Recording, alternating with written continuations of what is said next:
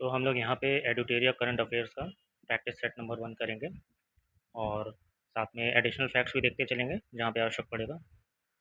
चलिए तो हम लोग शुरू करते हैं। क्वेश्चन नंबर 1 है, इनकी 300वीं जयंती पर प्रधानमंत्री नरेंद्र मोदी द्वारा 300 रुपये का स्मारक सिक्का और डाक टिकट जारी किया गया। गुरु रामदास, देवी अहिल्याबाई होलकर, शिवाजी महाराज और पंडित रमाबाई। तो देखिए इसका सही आंसर है देवी अहिल्याबाई होलकर। ध्यान रखिएगा 31 मई को इनकी जयंती पड़ती है। तो 31 मई इस साल 2025 को इनकी 300वीं जयंती हुई थी, जिसके अवसर पर प्रधानमंत्री नरेंद्र मोदी ने, जो कि उस समय भोपाल में उपस्थित थे, और भोपाल में उनको अन्य भी कई वहाँ के कार्यक्रम थे जिनका उद्घाटन करना था, कई परियोजनाएं थी। तो उसी के बीच में इन्होंने क्या कहते हैं, इनकी स्मृति में 300 रुपये का एक सिक्का जारी किया, ठीक है, और एक डाक टिकट भी जारी किया। और एक चीज़ और ध्यान रखिएगा कि ये सिक्का जो था ये 300 ग्राम का था।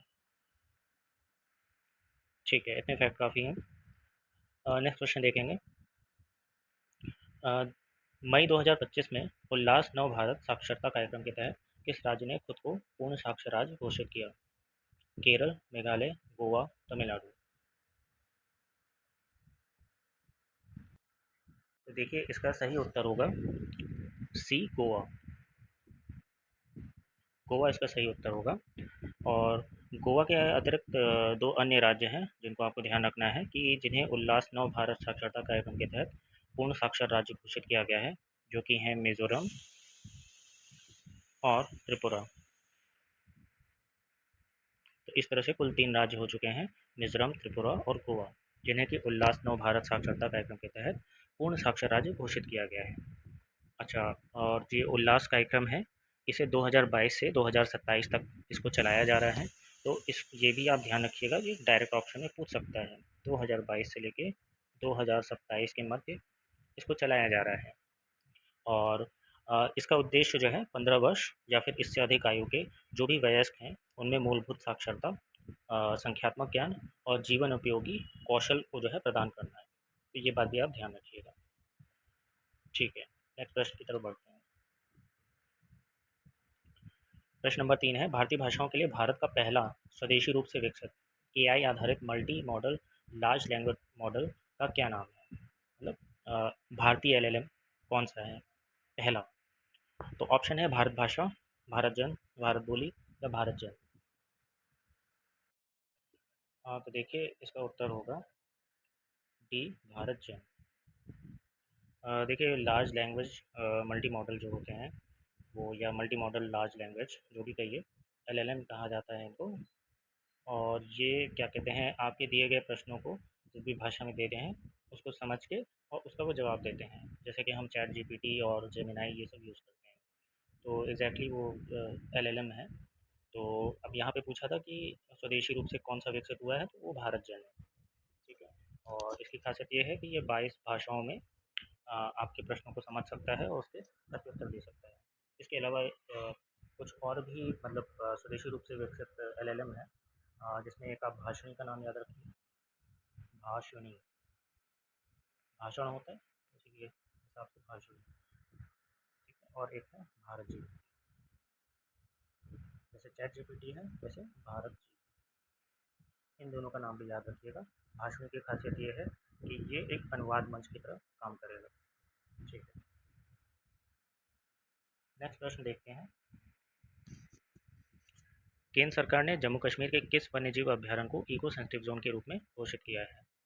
त्रिकुटा वन्यजीव अभ्यारण्य, त्राल, नंदिनी या गुलमर्ग वन्यजीव अभ्यारण्य।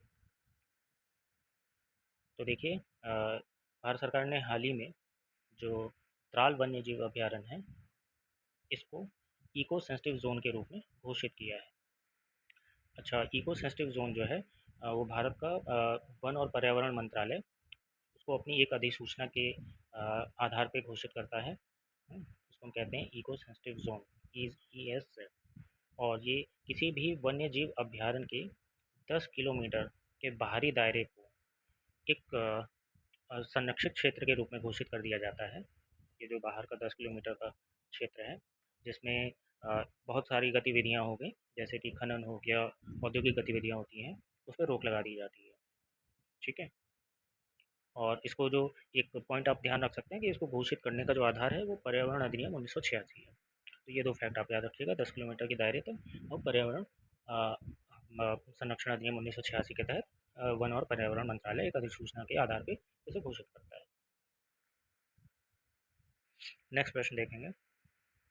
भारत सरकार ने जनगणना 2027 की घोषणा की है, जिसमें जातिगत गणना भी शामिल होगी। यह कितने चरण में आयोजित की जाएगी? 2, 3, 4 या 5? तो देखिए, ये 2 चरणों में पूरी की जाएगी और इसका ये पहला चरण जो होगा वो मकान सूचीकरण और आवास गणना होगा और दूसरे चरण में जनसंख्या गणना होगी। ठीक है? तो पहला चरण हो गया आवास से संबंधित और दूसरा चरण हो गया जनसंख्या से संबंधित, जो कि मुख्य है। अच्छा, इसमें 2 संदर्भ तिथियों का भी आप ध्यान रखिए। वो है 1 अक्टूबर 1 अक्टूबर और दूसरी है 1 मार्च। ये तिथियाँ क्या हैं अभी मैं बता रहा हूँ, ये आपको ध्यान रखना है। तो देखिए, 1 अक्टूबर 2026 तक 1 अक्टूबर 2026 तक जो भी पहाड़ी राज्य हैं, जैसे कि जम्मू कश्मीर, हिमाचल प्रदेश, उत्तराखंड और लद्दाख, इनकी जनगणना पूरी कर ली जाएगी। ठीक है? ये पहाड़ी क्षेत्रों में। और उसका कारण ये है कि उच्च क्षेत्रों में बर्फबारी शुरू हो जाती है, उसके बाद शीतकाल आ जाता है, तो फिर संभव नहीं होता है कि उन क्षेत्रों में जाके कोई भी सर्वे का काम हो पाए। और बाकी 1 मार्च 2027 तक 1 मार्च 2027 तक देश के अन्य हिस्सों में बाकी गणना हो जाएगी। देश के अन्य हिस्सों में। ठीक है, इतने फैक्ट आपको ध्यान रखने हैं। इनमें से कोई भी फैक्ट पूछा जा सकता है अलग से भी और मिला के कूट में या फिर मल्टीपल चॉइस बनाया जा सकता है। ठीक है। अगला प्रश्न है, भारतीय रिजर्व बैंक ने 2025-26 के लिए कितने प्रतिशत जीडीपी वृद्धि का अनुमान लगाया है? 6.1, 6.4, 6.5, 6.8?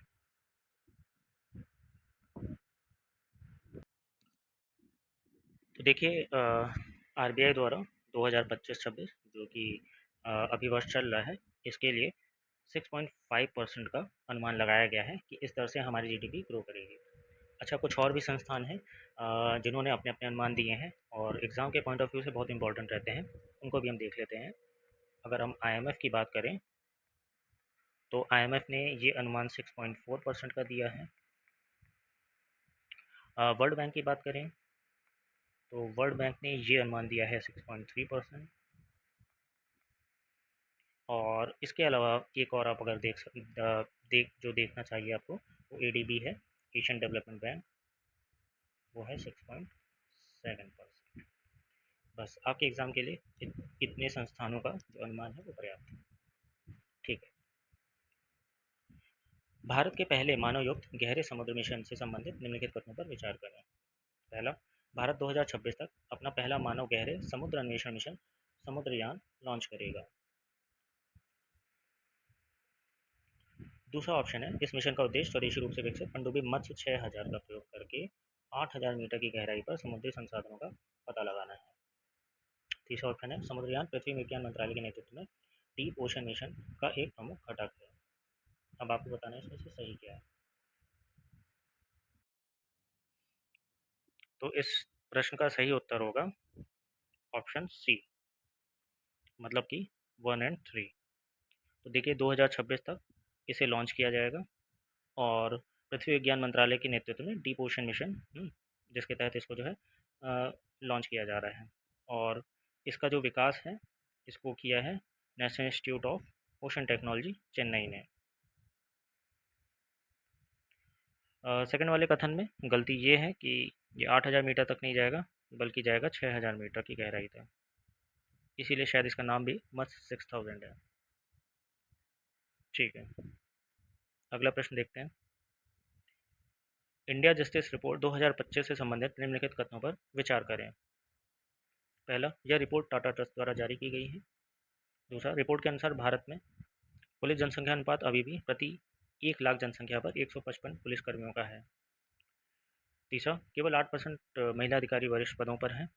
चौथा, न्यायपालिका में प्रति 10 लाख आबादी पर केवल 15 न्यायाधीश हैं, जबकि वांछित संख्या जो है वो 50 है। तो उपयुक्त में से कौन कौन से कथन असत्य हैं? तो हमें गलत कथन बताना है। तो देखिए, ये रिपोर्ट टाटा ट्रस्ट द्वारा जारी की जाती है। पुलिस जनसंख्या अनुपात 155 है प्रति 1 लाख पे, ये भी सही है। 8% महिला वरिष्ठ पदों पर है। और न्यायपालिका में जो ये स्टेटमेंट दिया है 15 न्यायाधीश प्रति 10 लाख आबादी, ये इस समय की वर्तमान स्थिति है, जबकि अनुशंसित या वांछित जो है वो 50 है। तो इस प्रकार से इसमें कोई भी कथन गलत नहीं है, तो आंसर हो जाएगा डी। नेक्स्ट प्रश्न है, असम और मेघालय सरकारों ने ब्रह्मपुत्र की किस सहायक नदी पर संयुक्त रूप से 55 मेगावाट की जल विद्युत सिंचाई परियोजना को शुरुआत करने की सहमति जताई है? लोहित, संकोश, कामेंग या कुल्सी? तो देखिए, इसका सही उत्तर जो है वह है ऑप्शन डी, कुल्सी।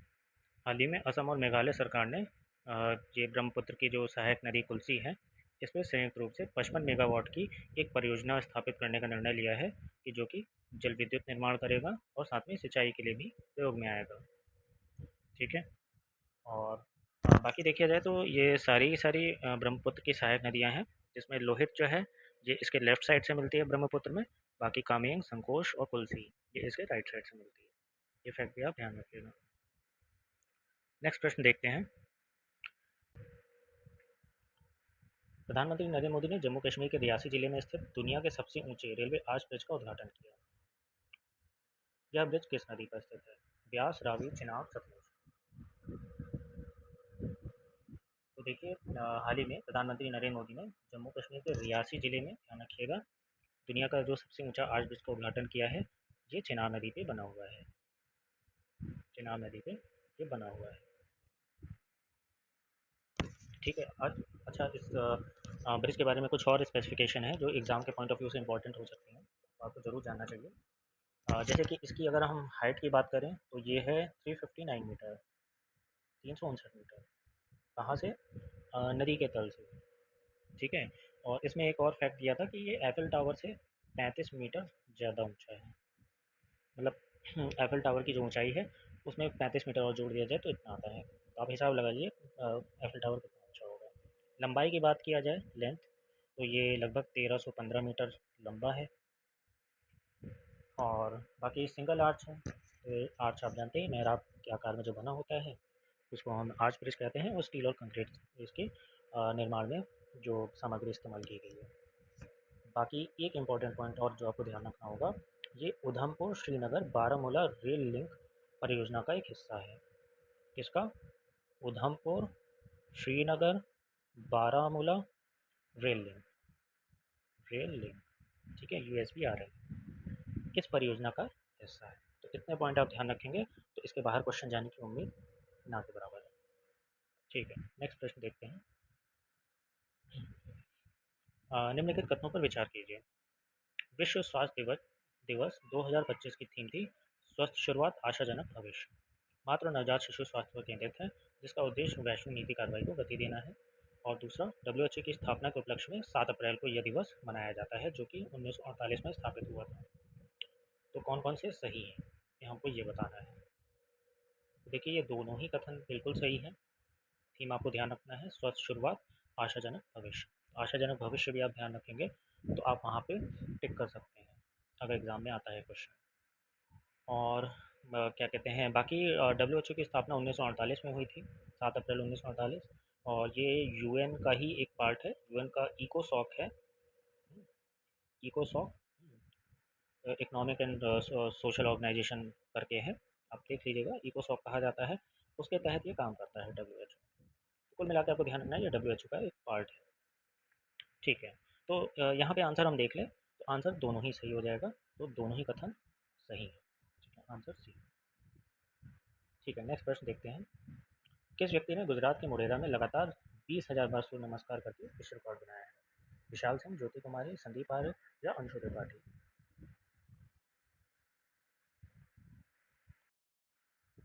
हाँ, तो देखिए, इसका उत्तर होगा ऑप्शन सी, संदीप आर्य, जो हरियाणा के हैं। इन्होंने गुजरात के मोढेरा में सूर्य मंदिर में लगातार 20,000 बार सूर्य नमस्कार करके विश्व रिकॉर्ड बनाया है। ठीक है, तो ये जो मंदिर है वो मोढेरा का सूर्य मंदिर है, जो कि गुजरात में अवस्थित है। और इन्होंने लगातार 36 घंटे से भी ज़्यादा समय तक 20,000 सूर्य नमस्कार करके एक विश्व रिकॉर्ड बनाया है। तो ऑप्शन सी जो है सही आंसर होगा। अगला प्रश्न है, किस बैंक ने भारत के शहरी बुनियादी ढांचे को उन्नत करने के लिए 10 अरब डॉलर तक की निवेश करने की घोषणा की है? एशिया विकास बैंक, विश्व बैंक, बैंक ऑफ अमेरिका या बैंक ऑफ चाइना?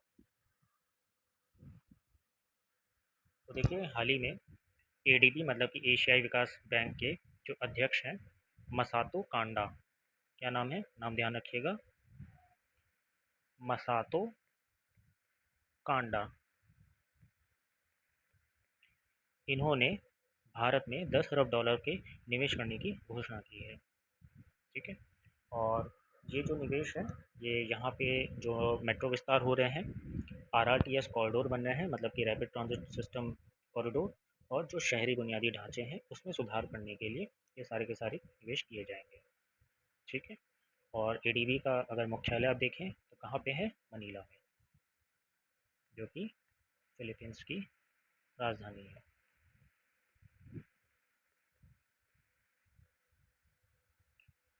ठीक है, तो आंसर हो जाएगा ए। नेक्स्ट प्रश्न देखेंगे। अगला प्रश्न है, किस राज्य की आर्द्रभूमियों खीचन और मैनार को आधिकारिक तौर पर रामसर स्थल घोषित किया गया है? बिहार, तमिलनाडु, महाराष्ट्र या फिर राजस्थान? देखिए, हाल ही में राजस्थान के दो राम द- दो आर्द्रभूमियों को रामसर स्थल घोषित किया गया है, खीचन और मैनार को। और इसी के साथ जो है भारत में आधिकारिक रूप से रामसर स्थलों की संख्या जुलाई तक का जो मैं आंकड़ा बता रहा हूँ वो 91 हो चुका है। इसको आप ध्यान रखिएगा। और रामसर सम्मेलन जो था वो ईरान के रामसर शहर में 1971 में हुआ था, जिसमें तय किया गया था कि विश्व में जितनी भी महत्वपूर्ण आर्द्रभूमियाँ हैं उनको क्या कहते हैं, इसके तहत जो है लाया जाएगा, उनका संरक्षण किया जाएगा। 1975 से ये लागू हुआ था और भारत ने इसका अनुसमर्थन या सिग्नेटरी बना था 1982 में। ये तीन डेट भी आप ध्यान रखिएगा जीएस के पॉइंट ऑफ व्यू से। आंसर हो जाएगा आपका यहाँ पे डी। नेक्स्ट प्रश्न देखते हैं। भारत का कौन सा शहर सबसे अधिक तेंदुओं की संख्या वाला महानगर तथा भारत में तेंदुआ राजधानी बन गया है? पुणे, अहमदाबाद, पटना या फिर बेंगलुरु? तो देखिए, इसका आंसर होगा बेंगलुरु। इसको जो है भारत की तेंदुआ राजधानी घोषित किया गया है। देखिए, 2024 में जो तेंदुओं की गणना हुई थी उसके अनुसार तेंदुओं की जो संख्या है वो है 13,874। ये भारत में तेंदुओं की संख्या है। बहुत इंपॉर्टेंट, आप ध्यान रखिएगा। और क्या कहते हैं, सबसे ज़्यादा अगर तेंदुआ देखे जाएँ तो मध्य प्रदेश में है फर्स्ट नंबर पे, सेकंड नंबर में महाराष्ट्र है और तीसरे नंबर पे कर्नाटका है, जिसका राजधानी बेंगलोर है या बेंगलुरु है, जिसको कि तेंदुआ राजधानी घोषित किया गया है।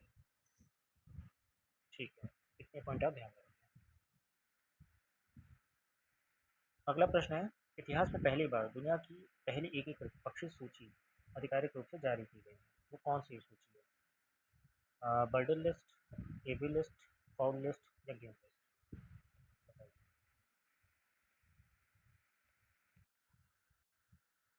तो देखिए, आंसर होगा एवी लिस्ट, ऑप्शन बी। देखिए, पहले अलग अलग संस्थानों द्वारा कई सूचियां बनाई गई थी, जिससे पक्षियों के संरक्षण और अनुसंधान में भ्रम पैदा होता था। इसी भ्रम को दूर करने के लिए ये लिस्ट तैयार की गई है। और इसको बनाने वाला जो ग्रुप है उसका नाम है working group of avian checklist.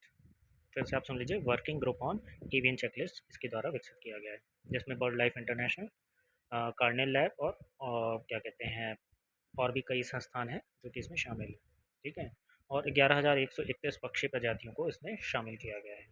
ये भी चाहें तो आप ध्यान रख सकते हैं, 11,131 पक्षियों को इसमें शामिल किया गया है। नेक्स्ट प्रश्न देखेंगे। विश्व बैंक द्वारा जारी एक रिपोर्ट के अनुसार भारत में वर्ष 2011-12 में गरीबी दर 27.1% से घटकर कितनी हो गई है? 4.8, 5.1, 5.3 या 5.5? तो देखिए विश्व बैंक बैंक की जो अद्यतन रिपोर्ट है उसके अनुसार जो भारत में अत्यधिक गरीबी है वो 27.1% से घट के 5.3% हो चुकी है। ठीक है, तो ये दोनों डेटा आप ध्यान रखिए। 27.1 थी पहले, जो कि अब 5.3 हो गई है। और इसका जो आधार तय किया है विश्व बैंक ने वो है कितना, $2.15 पर डे। ठीक है, अगर प्रतिदिन आप इससे कम आय अगर आप अर्जित कर रहे हैं तो आप अत्यधिक गरीब में गिने जाते हैं। तो इस तरह से भारत में 5.3% लोग हैं जो इससे भी कम आय अर्जित कर रहे हैं प्रतिदिन। ठीक है। अच्छा, इसमें एक आप कॉन्ट्रास्ट में एक रिपोर्ट और ध्यान रखिएगा, नीति आयोग की जो आई थी, बहुआयामी गरीबी की।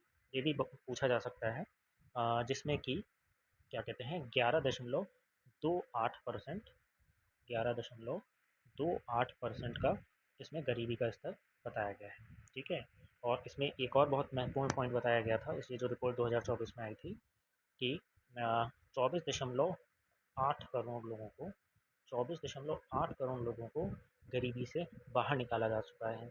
किस काल में? 2013-14 से लेके 2022-23 के मध्य। ठीक है, तो इतने फैक्ट ध्यान रखिए, ये सारे के सारे ही बहुत सारे इंपॉर्टेंट।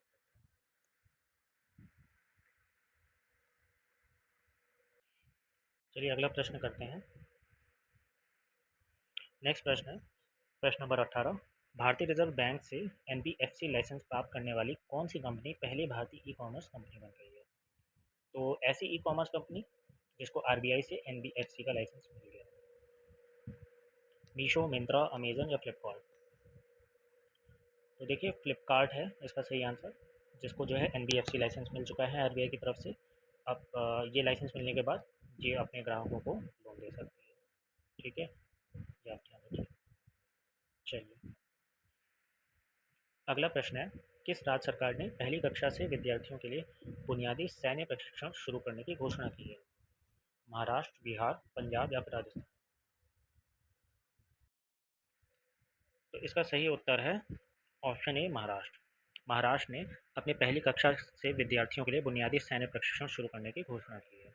ठीक है, और ये ऐसा इसलिए कर रहे हैं क्योंकि ये बच्चों में देश के प्रति प्रेम और शारीरिक रूप से फिट रहने के लिए प्रोत्साहित करना चाहते हैं। तो ऑप्शन ए सही आंसर है। अगला प्रश्न है, भारत ने ईरान में फंसे भारतीय छात्रों को वापस लाने के उद्देश्य से किस ऑपरेशन की शुरुआत की है? ऑपरेशन दोस्त, ऑपरेशन सिंधु, मैत्री, गंगा? तो देखिए अभी हाल में ईरान और इसराइल में जब वॉर शुरू हुआ था, मतलब कि युद्ध शुरू हुआ था, तो उस समय भारत ने वहाँ पे अपने जो भी पढ़ने वाले छात्र हैं उनको निकालने के लिए ऑपरेशन सिंधु की शुरुआत की थी। क्या आंसर होगा इसका? ऑपरेशन सिंधु। और इसके तहत क्या किया गया कि जो भी वहाँ पढ़ने वाले छात्र हैं उनको रोड के जरिए जो है अर्मेनिया ले जाया गया। कहाँ ले जाया गया? अर्मेनिया। अर्मेनिया वहाँ का पड़ोसी मुल्क है, वहाँ पे ले जाया गया और वहाँ से फ़्लाइट के जरिए फिर इंडिया लाया गया। ठीक है, तो आंसर हो जाएगा ऑपरेशन सिंधु। अगला प्रश्न है, किस राज्य के प्रसिद्ध भारतीय मादक पेय फेनी को भौगोलिक संकेतक का टैग दिया गया है? झारखंड, बिहार, गोवा या उत्तराखंड? तो ये काफ़ी इजी क्वेश्चन है। और क्या कहते हैं, फेनी बहुत फेमस है गोवा का, जो कि जहाँ तक मुझे पता है तो ये काजू को फर्मेंटेशन या उसको सड़ा के बनाया जाता है। तो आंसर हो जाएगा सी, गोवा। अच्छा, गोवा के कुछ और भी जीआई टैग हैं जो आप ध्यान रख सकते हैं, जैसे गोवा का काजू हो गया, गोवा के पैनी को तो अभी मिल ही गया। खोला मिर्च हो गया, ये भी शायद 1-2 साल पहले इसको मिला था, खोला मिर्च। और हरमल मिर्च, हरमल मिर्च, इसको भी आप ध्यान रखिए। ठीक है, इसके अलावा मिंडोली केला है, और एक बेबिंका, जो कि वहाँ की एक फेमस मिठाई है, मिठाइयों की रानी कहा जाता है उसको, बेबिंका। ठीक है, तो 21 का आंसर सी। क्वेश्चन नंबर 22 है, भारत की राष्ट्रपति द्रौपदी मुर्मू की एडीसी नियुक्त होने वाली पहली महिला नौसेना अधिकारी कौन बनी है? आस्था पुनिया, प्रेरणा देवस्थली, किरण शेखावत या फिर यशस्वी सोलंकी? तो देखिए आंसर इसका होगा डी, लेफ्टिनेंट कमांडर यशस्वी सोलंकी, जो कि हरियाणा की हैं, हरियाणा की चरखी दादरी की। और ये एडीसी बनने वाली पहली महिला जो है नौसेना अधिकारी है। अच्छा, एडीसी जो होता है, ये राष्ट्रपति के जो भी आगामी कार्यक्रम होते हैं, उसकी रूपरेखा तय करता है और उसके साथ-साथ जो सशस्त्र बल हैं, वो राष्ट्रपति के बीच में एक संवाद के रूप में भी या संवाददाता के रूप में भी कार्य करता है। ठीक है? तो आंसर डी हो जाएगा। नेक्स्ट प्रश्न है, किस राज्य सरकार ने औद्योगिक विकास को बढ़ावा देने के लिए उद्योग क्रांति की शुरुआत की है? मध्य प्रदेश, पंजाब, महाराष्ट्र या फिर हरियाणा? तो देखिए पंजाब में इस समय आम आदमी पार्टी की सरकार है और वहाँ पे जो है औद्योगिक विकास को बढ़ावा देने के लिए उद्योग क्रांति की शुरुआत की गई है। Option B. अगला प्रश्न है 24 नंबर। गुजरात की गिफ्ट सिटी में क्वींस यूनिवर्सिटी बेलफास्ट के नए अंतर्राष्ट्रीय परिसर का पहला डीन किसे नियुक्त किया गया है? Professor Siddhant Kumar Singh, Simon Tudu, M Satish Kumar या रश्मिकला अग्रवाल? तो देखिए इसका सही आंसर है option C, sorry, option C, professor M Satish Kumar. तो देखिए गुजरात का गिफ्ट सिटी है जहाँ पे ये क्वींस यूनिवर्सिटी बेलफास्ट जो कि यूके के आयरलैंड क्षेत्र में है, मतलब कि यूके की एक यूनिवर्सिटी है और इसका अंतर्राष्ट्रीय परिसर खुला है और इसके पहले डीन जो है प्रोफेसर एम सतीश कुमार को नियुक्त किया गया है। ठीक है, और इसका जो सत्र शुरू होगा 2026 से शुरू होगा, पहला सत्र। ठीक है, इस वीडियो का लास्ट क्वेश्चन देख लेते हैं, क्वेश्चन नंबर 25। बिहार सरकार ने वरिष्ठ नागरिकों, विधवाओं और दिव्यांगजनों के पेंशन 400 रुपये से बढ़ाकर कितने रुपये प्रति माह करने की घोषणा की है? 800 रुपये, 1100, 1400 या 1600? तो देखिए जो, हाँ, पहले पेंशन 400 मिलती थी, अब उसे बढ़ा के 1100 रुपये कर दिया गया है। ठीक है, ऑप्शन हो जाएगा बी। और ये जुलाई 2025 से लागू हो गया है। ठीक है, चुनाव है तो चीज़ें त्वरित तरीके से होंगी वहाँ पे। और इसके तहत जो है अब हर महीने जो है 10 तारीख को लाभार्थियों के बैंक खातों में ये पेंशन आ जाया करेगी। ठीक है, और ये इसका लाभ किन्हें मिलेगा? वृद्ध हो गए, विधवा हो गए और दिव्यांग हो गए। Option B. ठीक है, फिर मैं इसका नेक्स्ट पार्ट भी अभी अपलोड कर दूंगा, उसको भी देख लीजिएगा, क्योंकि थोड़ा विस्तार से पढ़ा रहा हूँ इसलिए क्वेश्चन की मात्रा इससे ज़्यादा नहीं करना उचित होगा।